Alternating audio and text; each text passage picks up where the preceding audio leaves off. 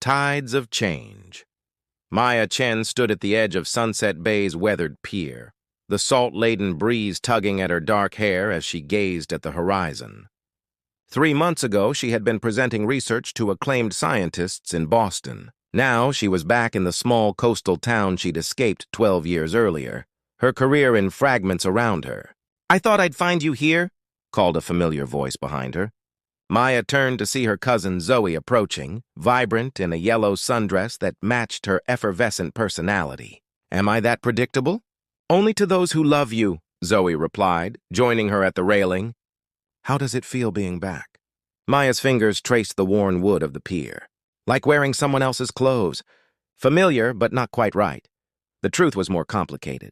Her groundbreaking marine conservation project, the one she'd sacrificed holidays, relationships, and even her father's funeral for, had collapsed when James, her research partner and brief lover, had stolen her methodology and published it under his name. The betrayal had been both professional and deeply personal. "Aunt Lynn is expecting you for dinner," Zoe said, gently bumping Maya's shoulder with her own.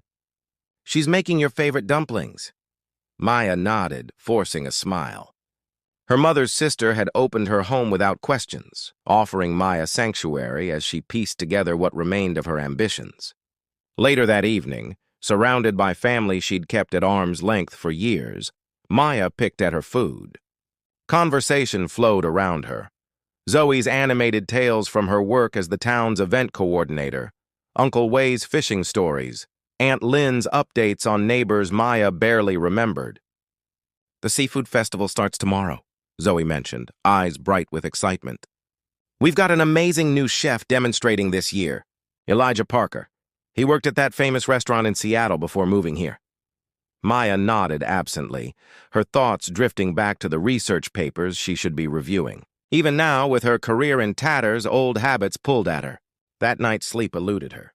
Maya slipped out of the house and walked the moonlit path to the beach. The tide was low, revealing tide pools that had fascinated her as a child. She knelt beside one, watching a small hermit crab navigate its rocky home. "Starting over," she whispered to the tiny creature. "How do you know which shell to choose next?" The ocean whispered back, its ancient rhythm unchanged by her presence or absence. Maya realized how small she was against its vastness, how her ambitions, once all-consuming, seemed hollow without connection to share them. She wiped unexpected tears and gazed at the stars reflecting on the water's surface. Tomorrow would be another day of pretending she had a plan, of fielding well-meaning suggestions about local teaching positions or research assistant roles that felt like settling. What Maya couldn't admit, even to herself, was the fear gripping her heart, that she'd spent her life chasing the wrong dreams, and now, at 32, she was adrift without compass or anchor. Her fingers traced patterns in the sand as the night deepened around her, the gentle rhythm of waves offering no answers, but somehow easing the ache in her chest. Salt and spice. The Sunset Bay Seafood Festival buzzed with activity as Maya wandered through colorful tents lining the boardwalk. Children darted between displays while locals greeted each other with familiar ease. Maya felt like a ghost among them, present but disconnected. "You look lost," Zoe appeared, clipboard in hand. "Come see the cooking demonstration. It starts in 5 minutes." Before Maya could protest, Zoe pulled her toward a crowd gathering around a temporary kitchen setup. A tall man with rolled sleeves and focused expression arranged ingredients with practiced precision. "That's Elijah Parker," Zoe whispered. "He turned down opportunities in New York to open a small place here." Maya studied him curiously. There was something compelling about his quiet confidence, the way his hands moved with purpose and care. When he looked up to address the audience, his warm brown eyes briefly met hers, and Maya felt an unexpected flutter in her chest. "Today we're celebrating what makes this bay special," Elijah began, voice rich and engaging. "These waters have sustained generations, and with responsible harvesting, they'll feed generations more." His words about conservation resonated with Maya. She found herself moving closer as he demonstrated a simple yet elegant preparation of local oysters with fermented chili. When the demonstration ended, Zoe nudged Maya forward. Elijah, meet my cousin Maya Chen. She's a marine biologist. Just the person to appreciate your sustainable seafood philosophy. Elijah's smile transformed his serious face. Dr. Chen? I've read your work on coastal ecosystem rehabilitation. Surprise washed through Maya. You have? Your methods for balancing tourism and conservation were brilliant, he said, offering her a taste from his demonstration. Try this? Their fingers brushed as she accepted the small plate. The oyster was perfectly balanced, briny, spicy, and bright with acidity. Maya couldn't remember the last time she'd truly tasted something, been fully present in a sensory experience. This is extraordinary, she admitted. High praise from someone who understands the ocean. His gaze held genuine interest. How long are you in town? Indefinitely, Maya replied, the word feeling less heavy than it had yesterday. Elijah smiled. Then we'll have time for a proper conversation. I'd love to hear your thoughts on sustainable fishing practices. Later, as the festival wound down, Maya found Elijah packing his supplies. Need help? She offered. They worked side by side, conversation flowing easily between them. Elijah shared his journey from high-pressure restaurant kitchens to Sunset Bay after his fiancée left him for his business partner, taking their restaurant concept with them. So we're both refugees from betrayal, Maya said softly, explaining her own situation. Elijah nodded, understanding in his eyes. Makes you question everything, doesn't it? As they carried equipment to his truck, rain began falling in gentle sheets. They ran the last few steps, laughing as they reached shelter. Standing close in the cab of his truck, Maya noticed a small scar above Elijah's eyebrow, the flecks of gold in his eyes. Have dinner with me tomorrow, he said suddenly. Not at my restaurant. I'll cook for you. Something special. Maya hesitated only briefly before nodding. Something about Elijah's presence felt like solid ground after months of drifting. For the first time since returning home, she found herself looking forward to tomorrow. Beneath the surface, Maya arrived at Elijah's beachfront cottage as sunset painted the sky in watercolor hues. The small house, weathered by salt air and time, sat nestled among coastal pines that whispered in the evening breeze. Elijah welcomed her with a glass of wine and a warm smile that reached his eyes. His home reflected his nature, understated yet thoughtfully arranged, with books on cooking and marine ecology sharing shelf space. I hope you like halibut, he said, leading her to a kitchen where herbs hung drying and copper pots gleamed. I haven't had a proper home-cooked meal I can't remember, Maya admitted, watching him move confidently through his space. Then we're fixing that tonight. Cooking with Elijah felt like a dance. He handed her herbs to chop, explaining each ingredient's purpose. Their hands occasionally brushed, sending quiet electricity through Maya's skin. The intimacy of sharing a kitchen with someone, this particular someone, felt significant in ways she couldn't articulate. Over dinner on his deck overlooking the bay, Maya found herself sharing dreams she'd kept private for years. I wanted to establish a marine education center, she confessed. Something connecting science to the community, making conservation tangible for children. James always said it was impractical. Elijah considered her words. Yet you're describing exactly what communities like this need. Connection to their environment through understanding. You think it could work here? Maya asked, surprised by his support. I think you could make it work anywhere, Elijah replied, his faith in her abilities humbling.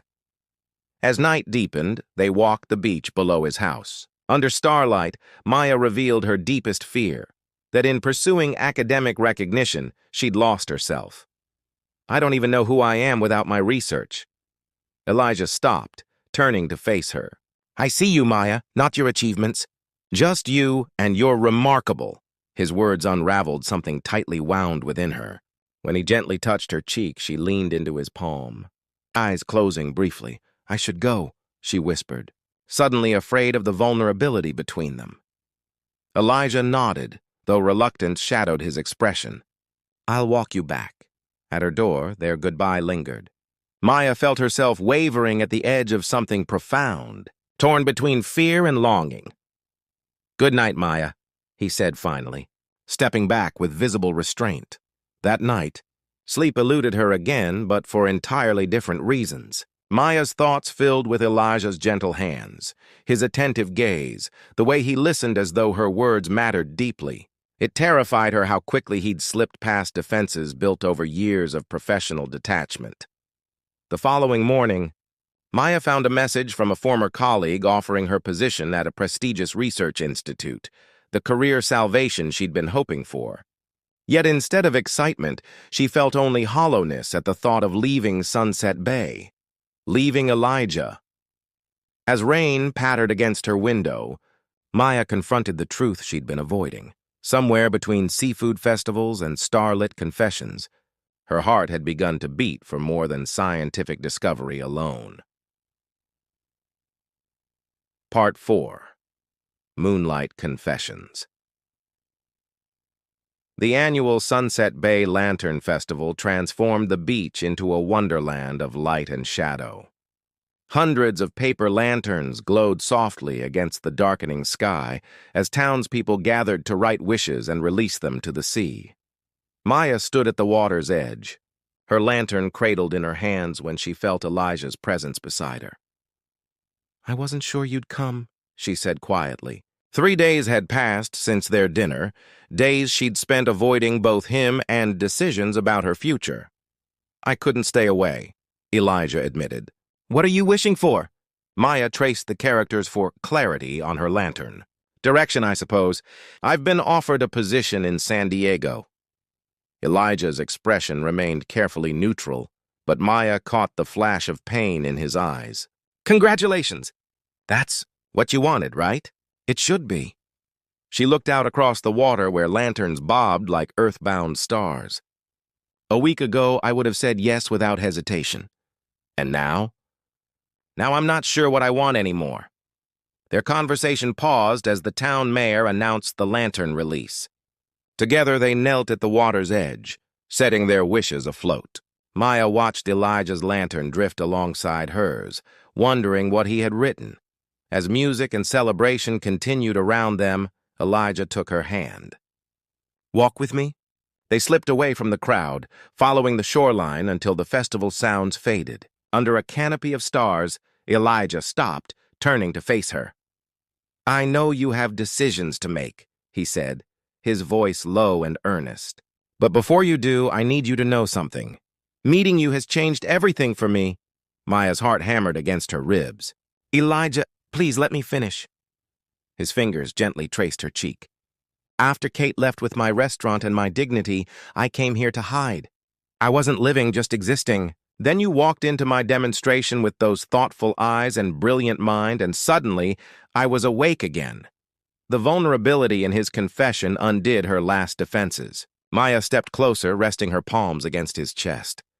"I'm terrified," she whispered. "Not of you, but of how much I feel for you already." Elijah's arms encircled her waist. "Then we're scared together."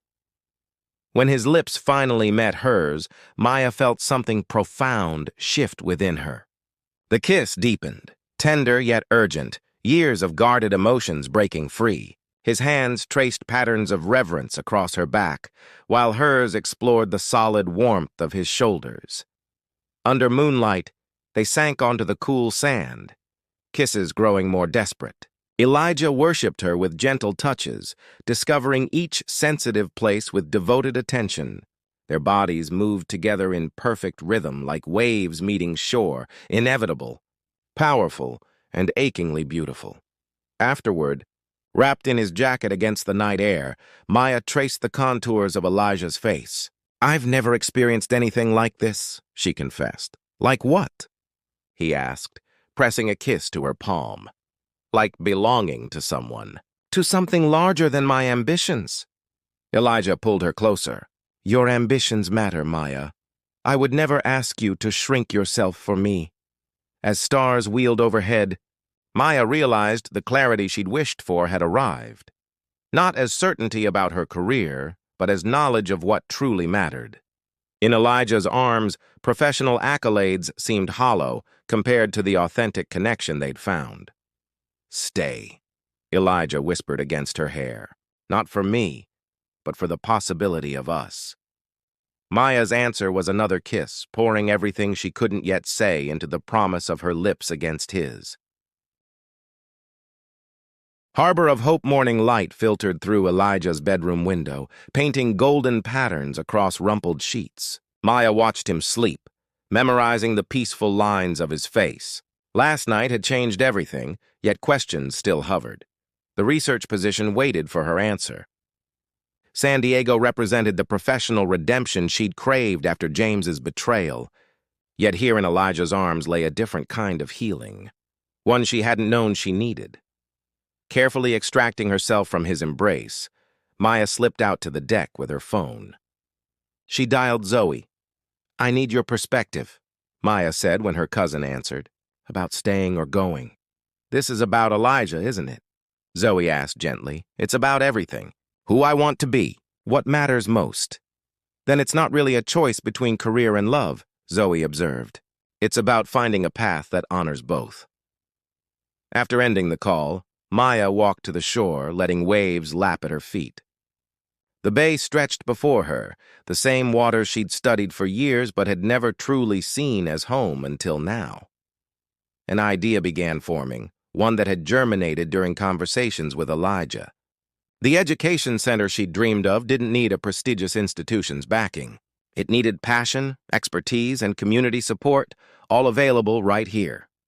When she returned to the cottage, Elijah was in the kitchen preparing coffee. "Morning," he smiled cautiously, clearly sensing her thoughtful mood. "Everything okay?"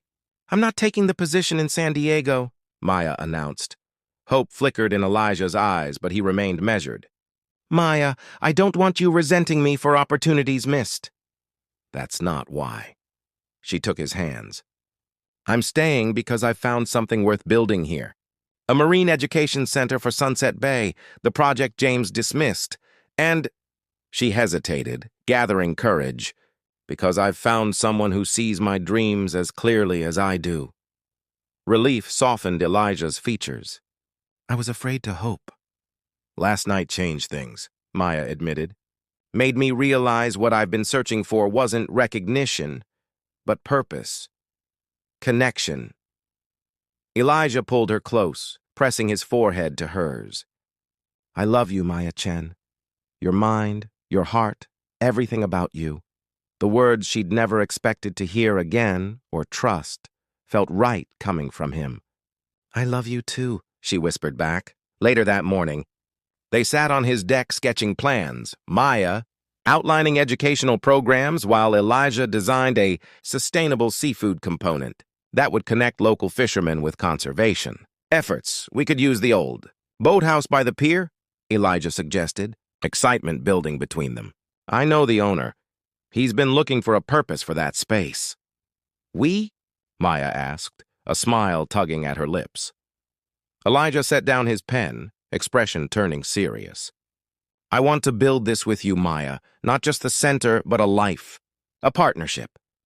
From his pocket, he withdrew a smooth piece of sea glass, edges softened by years of ocean tumbling. "This isn't a ring, that will come when you're ready.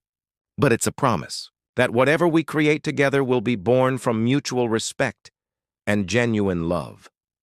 Maya closed her fingers around the sea glass, its cool surface warming against her skin. Like her, it had been shaped by difficult forces into something beautiful and enduring. "Yes," she said simply, to all of it. As sunlight danced across the bay, Maya and Elijah sealed their promise with a kiss. Not an ending, but the beginning of a story written on their own terms, in a place where tides always returned and second chances waited like treasures along the shore.